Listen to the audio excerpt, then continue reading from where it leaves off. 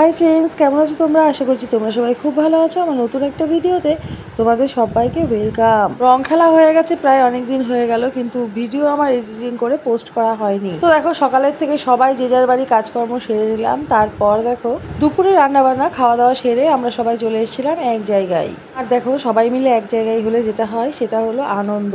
এবছরের রং খেলাটা আমরা সবাই মিলে বেশ আনন্দ করে, হাসাহাসি মজা করে, নাচানাচি করে কাটিয়ে দিলাম। আর দেখো, আমরা সবাই যে আনন্দ করছি, একজন কিন্তু আমাদের দর্শক আছে, এই দেখো সেই দর্শকটা। তো তারপর দেখো, আমরা সবাই মিলে চলে যাচ্ছি আর একটা জায়গায়। আমরা যাচ্ছি সবাই মিলে গঙ্গা স্নানে। রং খেলা শেষ করেছিলাম ওই প্রায় 3টে থেকে 3:30-এর মধ্যে। তো ভেবেছিলাম যে যার বাড়ি গিয়ে স্নান করবো। তারপর মনে হলো যে চলো সবাই মিলে পুকুরে নামি। তো পুকুরে না নেমে আমরা সবাই চলে যাচ্ছি দেখো চাকদা গঙ্গাতে। দেখো সবাই মিলে কিন্তু নাচানাচি করতে করতে যাচ্ছি। সত্যি কথা বলতে সেই দিনটা আমরা সারাটা দিন খুব মজা করেছি, খুব হই হুল্লোড় করে কাটিয়ে দিয়েছি। দেখো, একা একা তো আর মজা করা যায় না, সবাই এক জায়গায় হওয়ার পর কিন্তু সময়টাকে আমরা নষ্ট না করে সেই সময়টাকে সুন্দরভাবে উপভোগ করলাম। আর এখানে দেখো গেঞ্জি ছেঁড়া হচ্ছে, মানে প্রথমে আমার বরের গেঞ্জি ছিঁড়ে ফেলে দিয়েছে ওর এক বন্ধু। ও তারপর ও আসার পর মানে এখানে যে কটা ছেলে ছিল সবার গায়ের থেকে গেঞ্জি নিয়ে ইচ্ছা করে করে ছিঁড়ে ফেলে দিয়েছে। আর এই দেখো আমাদের মুখের অবস্থা কেমন, সবার প্রত্যেকের কিন্তু মুখের অবস্থা ভীষণ খারাপ।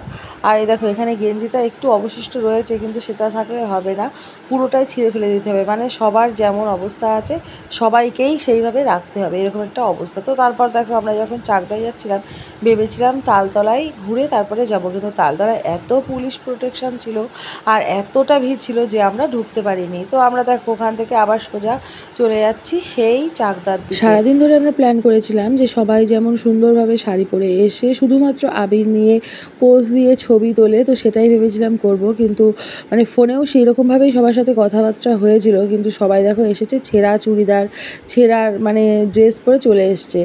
তো একমাত্র আমি আর আমার দিদি চলে এসেছিলাম শাড়ি পরে। যদিও আমার শাড়িটা মানে যেমন কোড আমরা রেখেছিলাম, হয় সাদা না হলে হলুদ, তো সেটা আমরা কেউই পরিনি।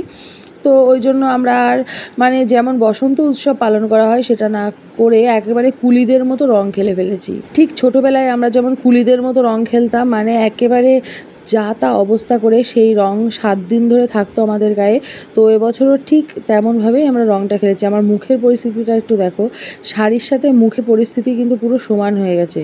যাই হোক, দেখো ফাইনালি আমরা গঙ্গায় এসে পৌঁছেছিলাম তখন সবে সন্ধে মতো। তো আমাদের সবার মুখটা একটুখানি দেখো কি অবস্থা, আমাদের চোখগুলো কেমন লাগছে দেখতে দূর থেকে। তো সারাদিন খুব হই হুল্লোড় করা হলো, খুব মজা করা হলো। এরপর স্নান সেরে দেখো আমরা একটা চায়ের দোকান থেকে হালকা করে চা আর বিস্কুট খেয়ে নিলাম। তো দেখো স্নান করার পর আমার মুখের কি অবস্থা, শুধু আমার কেন সবার মুখের কি অবস্থা মোটামুটিভাবে একটু পাল্টেছে। তো যাই হোক, সব মিলিয়ে কেমন লাগলো আমার ভিডিও অবশ্যই কমেন্টে জানিও। ভালো লাগলে লাইক করে। দেখা হচ্ছে পরে নতুন একটা ভিডিও নিয়ে।